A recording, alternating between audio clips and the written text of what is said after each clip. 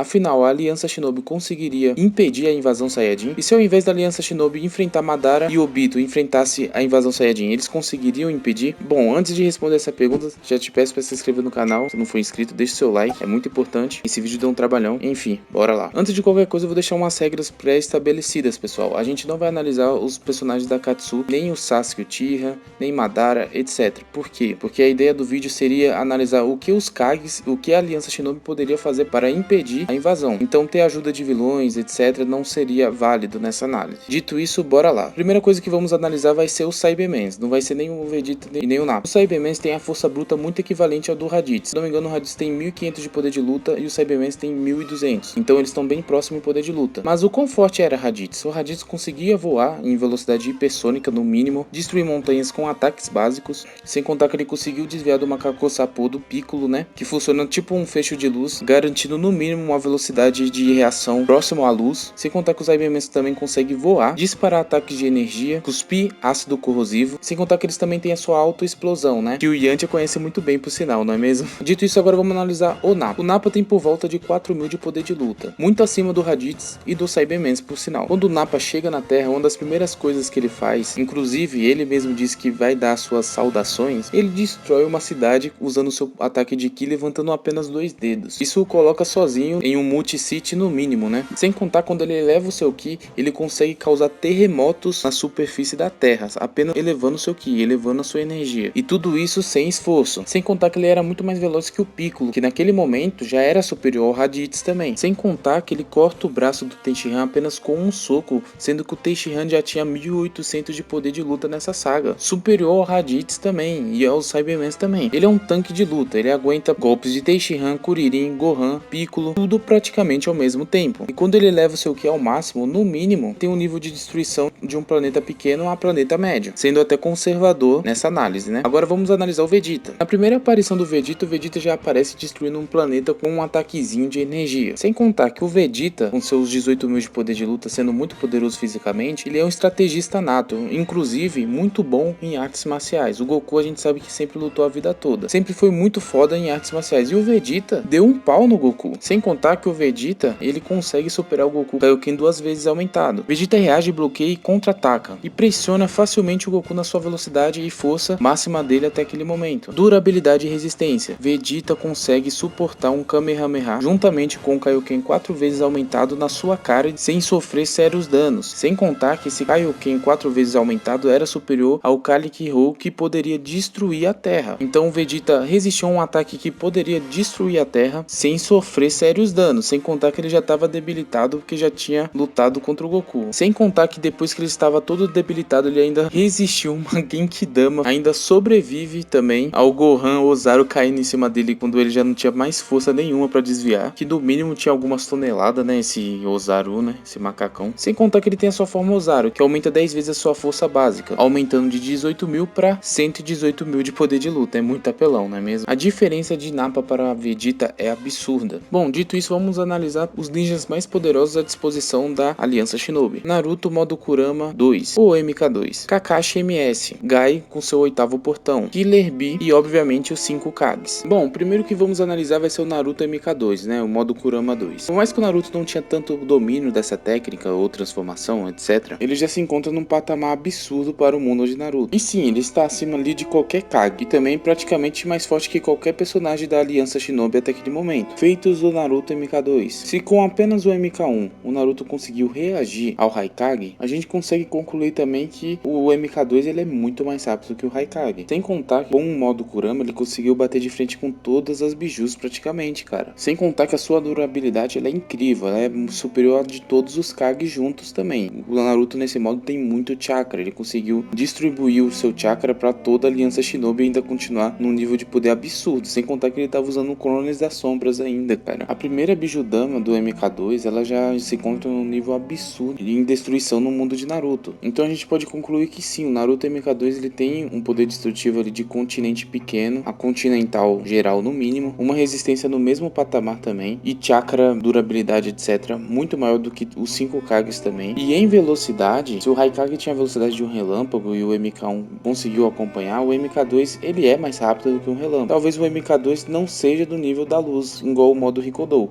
Porém, eu acredito que seja muito próximo à luz. O MK2 ele é muito apelão. Bom, agora vamos analisar o Kakashi MS, né? Por mais que o Kakashi MS, tanto no começo do Shippuden, tanto na metade, etc., não tenha apresentado grandes feitos, tenha apanhado do Pain, etc., na guerra ele tem um domínio maior do Mangekyo Sharingan, tanto que ele consegue usar mais vezes o Kamui sem desmaiar, etc. E eu nem preciso falar que o Kakashi é um ninja dos meus jutsus, né? Ele é inteligente pra caramba. Talvez uma grande fraqueza do Kakashi seja só sua durabilidade. Porém, eu posso dizer com tranquilidade que o Kakashi ele é acima do nível Jonin, Anbu, etc. E ele beira assim o nível Kage ainda nessa versão. Uma prova disso é que ele foi escolhido como sexto Hokage quando a Tsunade estava em coma. Bom, agora vamos analisar o Maitogai no oitavo portão, né? O Maitogai no oitavo portão tem um nível de poder muito alto, ainda mais pro nível de Naruto, tá? Aqui o Maitogai parece até um personagem de Dragon Ball. Ele tem um nível de destruição de continental a multicontinental no mínimo. Velocidade. Velocidade do Maitogai no oitavo portão talvez seja uma das coisas mais OPs dentro de Naruto, cara. Se o Naruto MK2 é rápido, o Maitogai é mais rápido ainda. Eu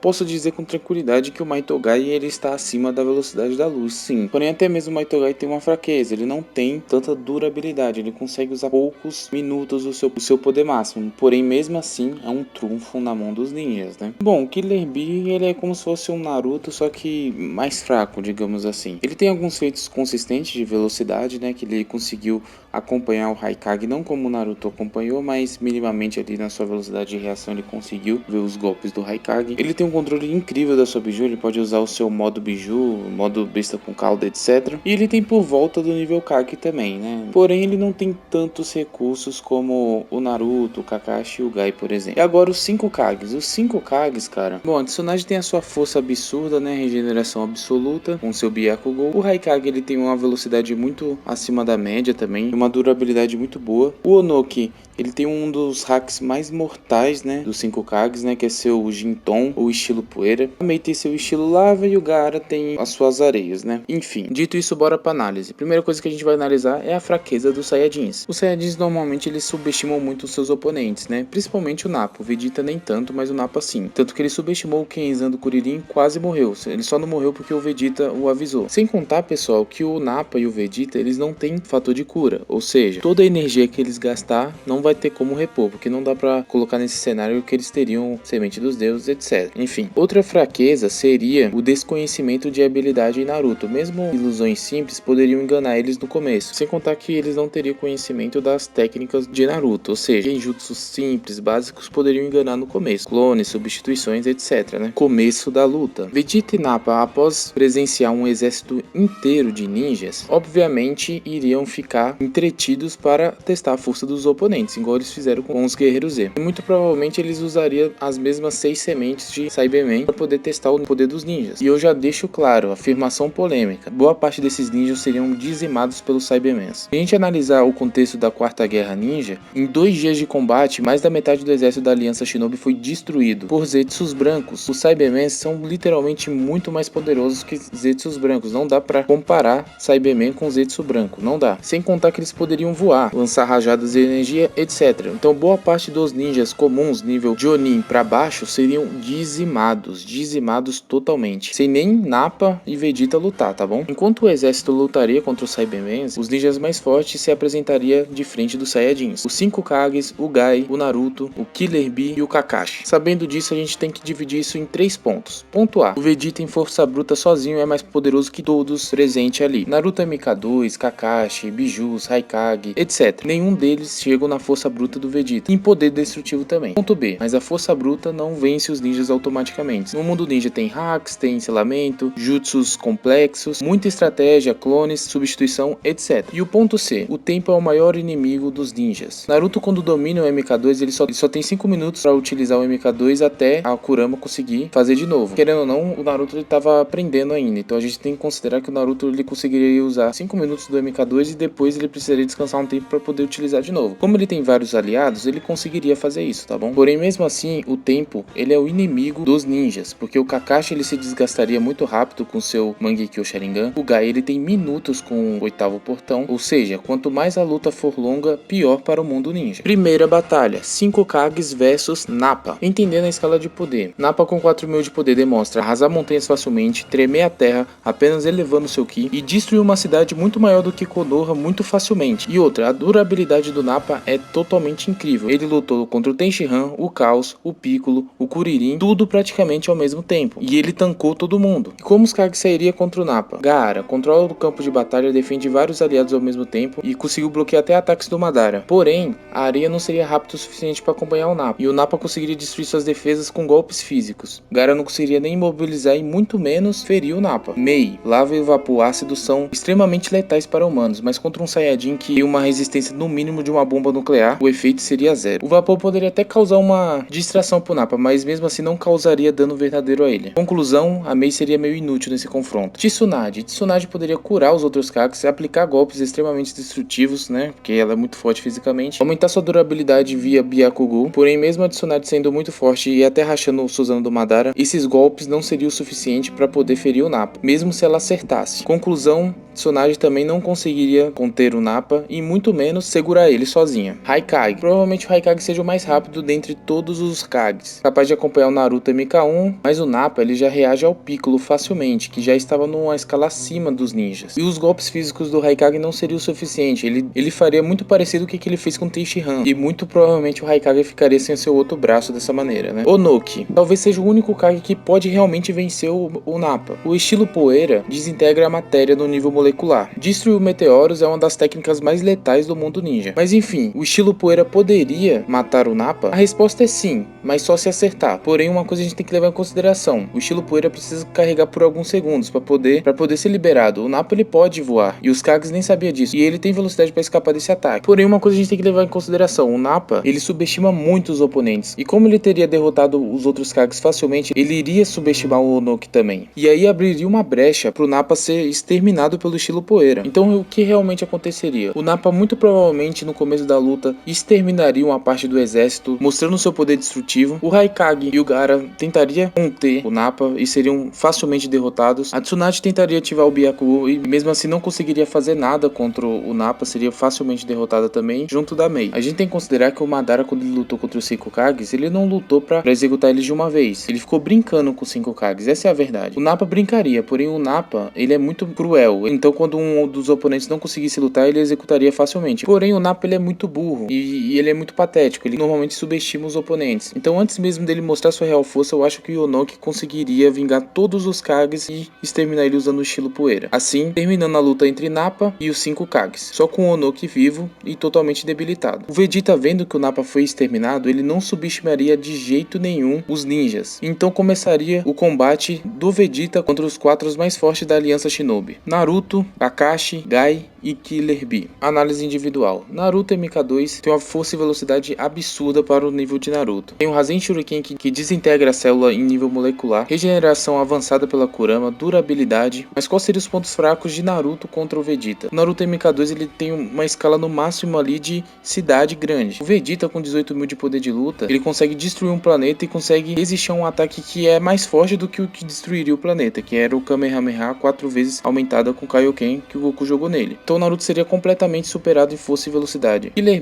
Bee tem uma força bruta enorme, sendo que ele controla o 8 caudas muito bem também. Porém, o ataque mais forte dele seria a Bijudama. Porém, a Bijudama não faria nada no Vegeta, uma vez que o Vegeta conseguiu superar o ataque que eu mencionei anteriormente. Então o Killer Bee não conseguiria fazer praticamente nada contra o Vegeta. Kakashi Mangekyo Sharingan. O Kakashi tinha um limite severo com os Kamuis, 2 a 3 Kamuis e já desmaiava. E o Kamui que ele tinha nessa época ele era lento, né? E ele se cansava muito rápido pela falta de chakra. O Vegeta ele é muito mais rápido, ele pode voar, pode atirar ataques de energia e tem um poder destrutivo muito maior do que o do Kakashi. Então como o Vegeta ele é muito mais rápido, seria muito difícil pro Kakashi acertar um Kamui no Vegeta. Mas se acertar, pode matar o Vegeta? Pode. Mas é aquele ditado, né? O foda é acertar. Maitogai no 8º portão. Maitogai no 8º portão tem uma força e velocidade absurda. Porém, se a gente comparar o Maitogai com os golpes do Goku com um Kaioken aumentado 4 vezes, ele utilizou contra esse mesmo Vegeta, o Goku conseguiu destruir montanhas apenas com o impacto no ar dos seus socos. Criou criou crateras de quilômetros de distância e deu um pau no Vegeta. Mesmo depois de tomar um Kamehameha na cara desse Goku com 4 vezes Kaioken, ainda estava vivo e ainda conseguiu lutar contra o Gohan e contra o Kuririn. Então se o Goku, 4 vezes Kaioken, não derrubou o Vegeta, o Maitogai também não derrubaria. Ele pode fazer o Vegeta sangrar? Pode. Pode arrebentar o Vegeta? Pode, mas não seria o suficiente para poder derrotar o Vegeta. Cenário de batalha. Tanto o Naruto MK2 tanto o Killer Bee podem ser muito fortes, porém eles não causariam um dano real a esse Vegeta. Então fisicamente eles seriam totalmente subjugados. Porém, depois de ambos ser derrotados pelo Vegeta, eu acho que muito provavelmente o Gai ativaria o 8º portão e o salvariam. E tanto o Killer Bee, tanto o Naruto apelaria para uma Bijudama. Então Kakashi e Gai segurariam o Vegeta até Naruto e Killer Bee usar o máximo do poder das suas bijus para poder causar algum dano no Vegeta. Após o Gai ativar o 8º portão, o Vegeta só apanharia. O Gai desceria o sarrafo no Vegeta. O Vegeta apanharia feio pro Gai. Muito parecido como foi quando o Goku ativou o Kaioken. Porém, como eu disse anteriormente, isso não seria o suficiente para derrotar o Vegeta. Então, quando o Gai chegasse ao seu limite, ele cairia no chão praticamente morto, sobrando apenas o Kakashi, que conseguiria sim distrair o Vegeta até o Naruto e o Killer Bee carregar o máximo da sua Bijudama, né? Porque o Kakashi ele tem técnicas ali que poderiam enganar o Vegeta a curto prazo, assim. Depois de juntar o máximo de energia, Naruto, Killer Bee soltariam uma Bijudama na cara do Vegeta. Vegeta poderia desviar? Poderia, mas vamos considerar que acertaria. Esse ataque poderia até ferir o Vegeta, porém não seria o suficiente para derrotar novamente. Então o Vegeta muito provavelmente ficaria muito puto com isso, né? E como na história principal de Dragon Ball, ele faria a lua artificial e se transformaria em Ozaru. Em Ozaru, o Vegeta teria 118 mil de poder de luta. Então, a partir daí, nenhum ninja poderia ferir o Vegeta. E a partir daí a gente tem dois cenários. Cenário 1, Vegeta destrói toda a Aliança Shinobi facilmente na sua forma de Ozaru. E esse seria o cenário mais provável. Cenário número 2, vamos considerar que conseguiriam cortar a cauda do Vegeta através de um Kamui no rabo, etc. Enfim, vamos considerar que algum ninja cortaria a cauda do Vegeta. Vegeta, mesmo se voltar na sua forma base, ainda vai ter uma força absurda, enquanto os ninjas estariam totalmente esgotados e os exércitos teriam